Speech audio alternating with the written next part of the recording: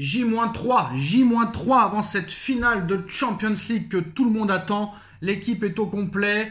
Luis Enrique disposera de l'équipe au complet, aucun blessé pour ce match contre l'Inter de Milan. Pour le moment, apparemment, c'est Barcola qui tient la corde devant Désiré Doué. Ce choix est risqué, sachant que l'Inter, quand même, malgré qu'ils aient montré quand même quelques lacunes défensives contre le Bayern et les deux matchs contre le Barça, l'Inter sur une finale, sur un match, reste une équipe redoutable défensivement. Et je pense que sur ce point-là, ils sont devant nous, supérieurs à nous. Barcola, certes, a fait un exceptionnel match contre Reims, mais si Luis Enrique juge la performance de Barcola sur Reims, tu ne peux pas comparer Reims et l'Inter de Milan. Donc moi, je pense que quand même, Désiré Doué devrait débuter parce que Désiré Doué peut déverrouiller ce genre de défense qui sont très regroupés derrière. Il peut trouver la solution. La preuve, si on compare aussi le match de Doué contre Reims à celui de Barcola contre Reims, peut-être que Barcola met 2 buts et une passe décisive, mais Désiré Doué, c'est lui qui fait marquer Barcola. Et je pense que Désiré Doué devrait être titulaire face à l'Inter de Milan, mais je ne suis pas coach. Mais attention, Enrique ne doit pas se tromper pour ce choix, très clairement, à 3 jours de cette finale de Ligue des Champions. Alors dans l'optique de renforcer son effectif avec de jeunes joueurs à très fort potentiel, Paris suit de très près l'un des plus gros talents de Serbie, le PSG qui vise un énorme crack venu de Serbie.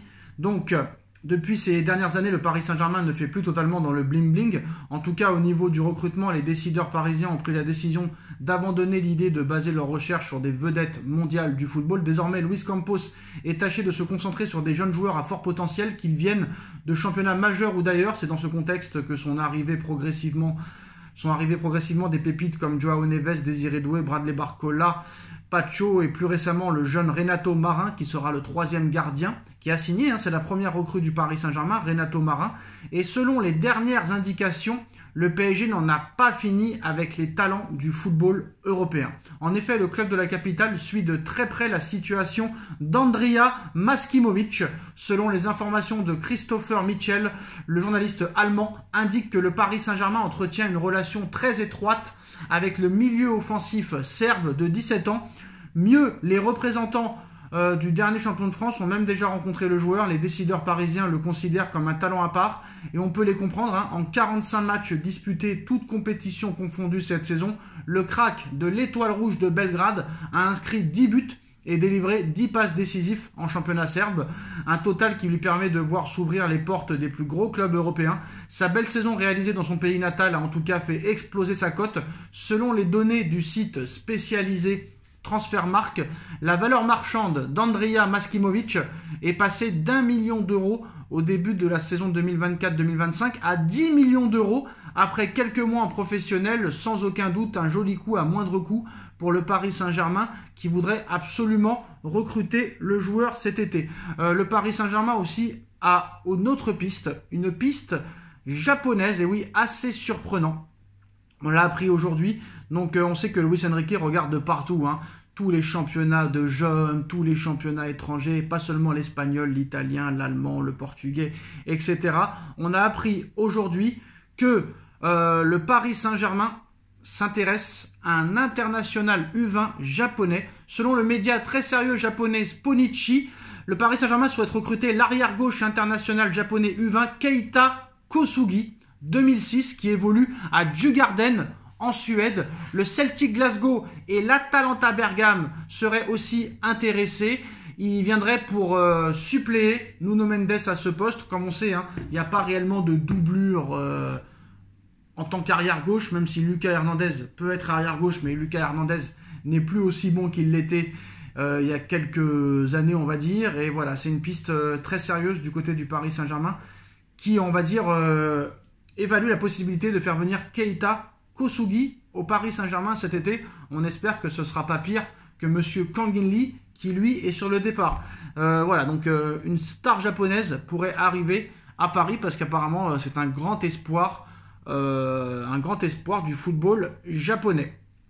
Alors Villarreal serait prêt à mettre 30 millions d'euros pour s'attacher les services du sud-coréen Kang In Lee. Une offre qui pourrait être acceptée du côté du Paris Saint-Germain, qui en demandait à peu près le même prix. Donc ce serait quand même assez intéressant. Il est arrivé pour 22 millions d'euros, tu le revends 30 millions d'euros. Donc je pense que ce serait vraiment pas mal pour peut-être acheter un autre joueur pour venir le remplacer. Kang In Lee a été très sympathique, on a fait du merchandising grâce à lui, on a promu le PSG en Corée du Sud et tout, mais vraiment, c'était vraiment très très très limite. Je ne sais même pas par quel exploit il a fini au Paris Saint-Germain. Très très clairement. On a vu que Stéphane Guy s'est excusé après ses propos en expliquant que le Paris Saint-Germain n'était pas un club français. Il a tenu à s'excuser sans s'excuser. Hein. Voilà, très clairement, bof. Vraiment, moi, je n'accepte pas ses excuses. On dirait qu'il a été poussé à le faire. Mais voilà, ça pose problème. Il y a de la jalousie, très clairement. Il y a du racisme. Et on espère que le Paris Saint-Germain remportera cette Champions League pour faire taire, très clairement, tous ces gens qui sont anti-parisiens, qui ont la haine du Paris Saint-Germain, qui ont la haine du Qatar. Parce que là, je pense qu'à un moment donné, il faut arrêter. Très clairement. Alors, en ce qui concerne les départs, un départ pourrait avoir lieu cet été et pas des moindres. Ça pourrait être une catastrophe pour le PSG. Le Real Madrid veut absolument Vitinha. Le PSG sera l'une des équipes à suivre cet été sur le marché des transferts. Le club de la capitale a de grosses ambitions, même si certains de ses joueurs sont aussi très courtisés. Donc le PSG est logiquement concentré sur cette finale de Champions League face à l'Inter. Les hommes de Luis Enrique peuvent écrire l'histoire. Certains joueurs pourraient même disputer leur dernier match sous les couleurs du club de la capitale l'été prochain. Le PSG serait très actif sur le marché des transferts. Luis Enrique est très exigeant, mais fermé à aucune possibilité concernant les arrivées au rayon des départs. Paris ne manquera pas d'offres pour ses joueurs. Ce sera notamment le cas pour Vitinha, dont le nom circule de plus en plus au Real Madrid suite au départ récent de Luka Modric. Donc selon les informations de Planeta Real Madrid, le Portugais est la grande priorité des Espagnols pour remplacer le Croate. Si les Madrilènes savent qu'il ne sera pas évident de faire partir Vitinha du PSG, ils veulent néanmoins tenter leur chance. Sa vision de jeu, sa jeunesse et sa polyvalence séduisent un Real Madrid en manque de créativité depuis quelques temps. Pour rappel, Vitinha a récemment prolongé son contrat à Paris jusqu'en juin 2029. S'il est estimé à 70 millions d'euros via Transfermarkt, il y a fort à parier que le Paris Saint-Germain en demandera bien plus pour le laisser partir, surtout que Luis Enrique ne veut pas du tout s'en séparer. Idem pour l'ancien du FC Porto qui se sent très bien au PSG. Ces rumeurs ne devront en aucun cas le perturber à quelques jours d'affronter l'Inter en finale de Ligue des Champions à Munich. Vitinha sera attendu au tournant pour cette finale, tout comme le reste de ses coéquipiers et de l'effectif. Ensuite sera venue l'heure peut-être de faire le point. 15 jours plus tard, il y aura la Coupe du Monde des clubs. Mais apparemment, voilà, Paris en demanderait 130 millions d'euros pour le laisser partir. Et c'est sûr que si Vitinha gagne la Champions League en faisant très clairement une finale masterclass, c'est sûr que le Real Madrid sera capable de se jeter dessus. Voilà les gars, voilà les dernières infos. Dites-nous en commentaire ce que vous en pensez. On like, on partage, on commente, on s'abonne. Et on se retrouve très vite pour une nouvelle vidéo. Tchuss.